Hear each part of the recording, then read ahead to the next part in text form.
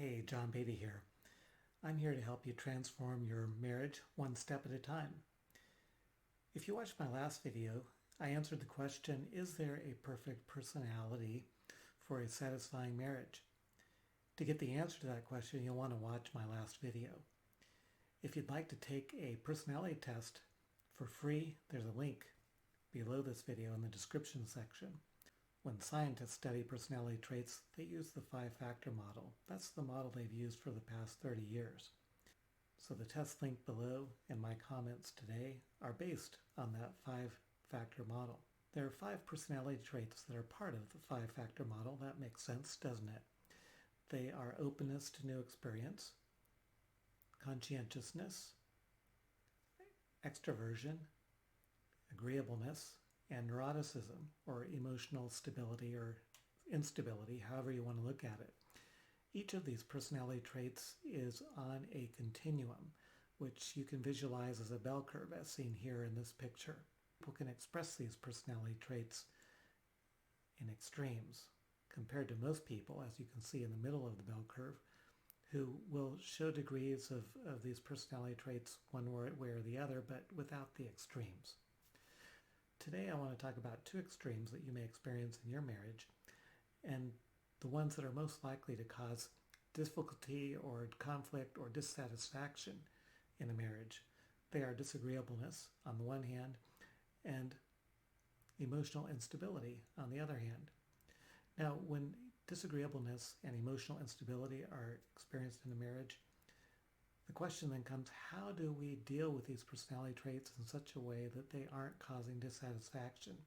Because as I discussed in the last video, personality traits don't change a whole lot over time, and they are genetically driven, meaning that the personality traits that you're born with are generally the personality traits that you carry throughout your lifetime, and they're pretty firmly established by the time a person becomes an adult.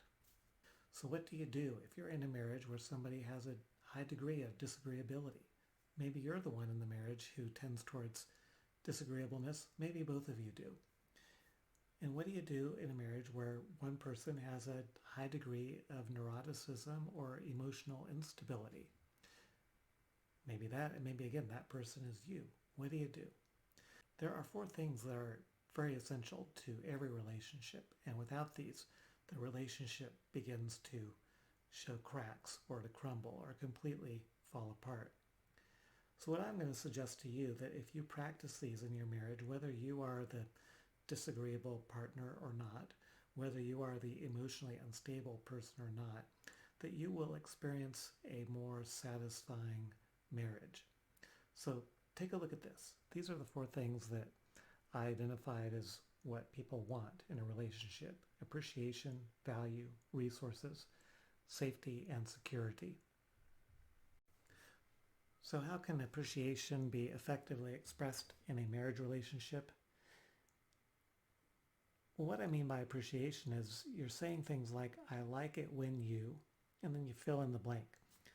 So give compliments and show gratitude for specific behaviors that you appreciate. Some examples would be, I like it when you empty the dishwasher. Thank you so much. Or, it makes me feel so good when you touch me like that. How can value be expressed in a marriage relationship? It begins by treating your spouse as an equal, not just in words, but also in actions. True love gives of itself. And part of that giving is expressing how much you value your spouse. Some examples would be just asking the question, what do you think? Or asking the question, what do you want?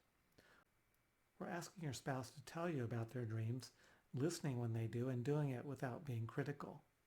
What place do resources have in building a satisfying relationship? As I said before, true love gives. Offer your time, talent, and treasure to support your spouse in household chores, problem solving, and in the pursuit of their dreams.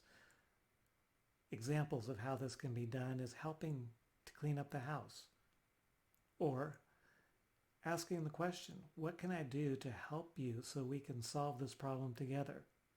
Or surprising your spouse by fulfilling one of their dreams, whether it be their dream home, a dream vacation, or it can be something as simple as buying them a gift that they've been dreaming about.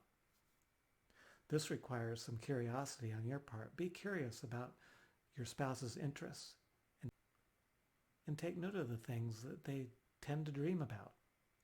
Finally, there's the need for safety and security in a relationship that is going to be satisfying and thriving.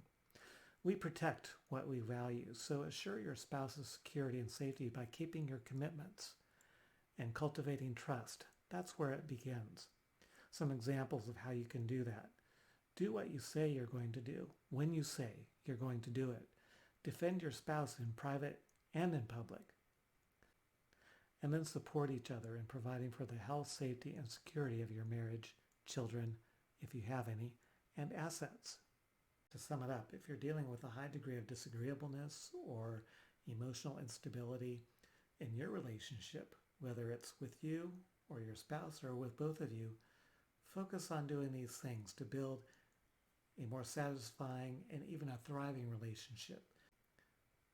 Show appreciation, express value, give of your resources, and build the sense of security and safety in your relationship. If you like this video, give it a thumbs up. Comment below if you have questions, and make sure to subscribe so that you get notified when the next video is available by pushing the bell button. Until next time, I'm John Beatty, helping you transform your marriage one step at a time.